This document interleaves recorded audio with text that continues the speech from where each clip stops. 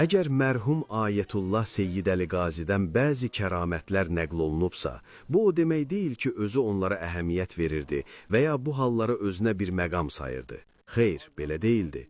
Buna görə də bəzən insanlar onun yanına gəlib müəyyən məsələləri anlayanda, o ya onları qeyri-mümkün sayar, ya əhəmiyyət verməzdi, ya da ümumiyyətlə diqqət göstərməzdi. Hətta bir şəxsin məqsədinin yalnız kəramət əldə etmək olduğunu görsəydi, həmin mənəvi halı da ondan alardı. Mərhum atam nəql edirdi ki, bir şəxs mərhum Ayətullah Qazi rəhmətullah əleyhin yanına gəlib, onun tərbiyəvi göstərişlərinə əməl etməyə başladı. O, Səhlə məscidində məskunlaşmışdı və orada ustadın verdiyi tapşırıqları yerinə yetirirdi.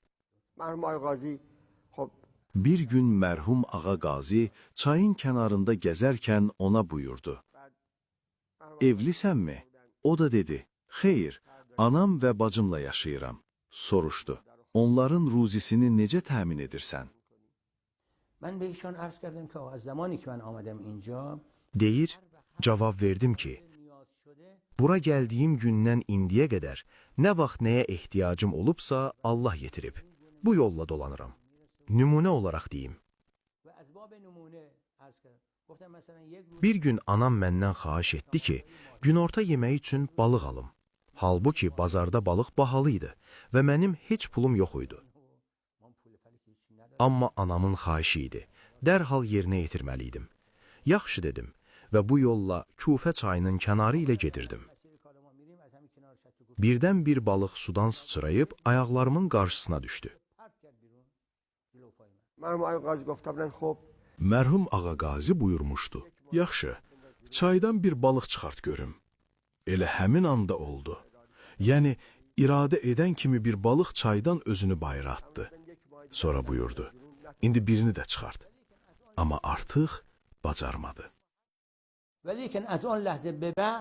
Deyir, o andan etibarən ehtiyaclarım artıq əvvəlki kimi qarşılanmadı. Başa düşdüm ki, mərhum Ağa Qazi bu halı məndən alıb. Buna görə də məcbur oldum məsciddən çıxıb şəhərə gedim və işləyim.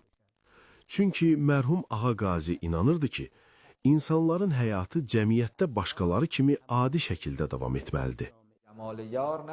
Yarın cəmalında nə hicab var, nə də pərdə. Silsən yolun tozunu, görərsən onu səndə. Yəni bunlar yolun tozudur. Sənin seyri süluk nəticəsində gördüklərin, sənə açılan müşahidələr, kəşflər və kəramətlər, bunların hamısı yolun tozudur. Allahın rəhməti Ağa Qazinin üzərinə olsun. Çoxlu insanlar onun yanına gələr, öz tövhidləri, kəşfləri və anlayışları barədə danışardılar.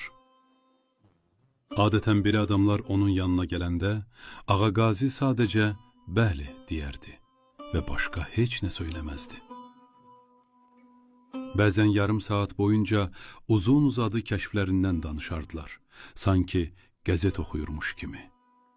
Ağa Qazi isə heç bir söz deməzdi.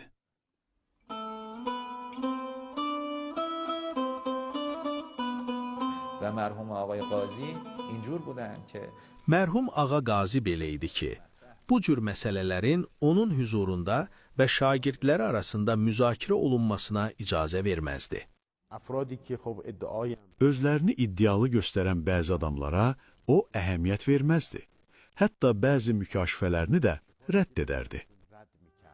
Həqiqi və ruhani həyata uyğun olan kəşf budur ki, insan özündən başqa varlıqlara olan bağlılıqları geridə qoya bilsin.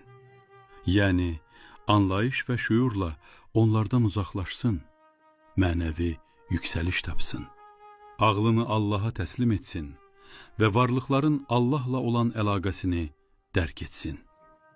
Buyururdu, Arif o kəsdir ki, sənin xaliqinlə olan əlaqəni kəşf edir. Öz bəndəliyinin yoxluğunu anlayır, hər şeyin yoxluğunu dərk edir. Biz hamımız yoxluqlarıq. Yalnız varlıq görüntüsü ilə görünürük.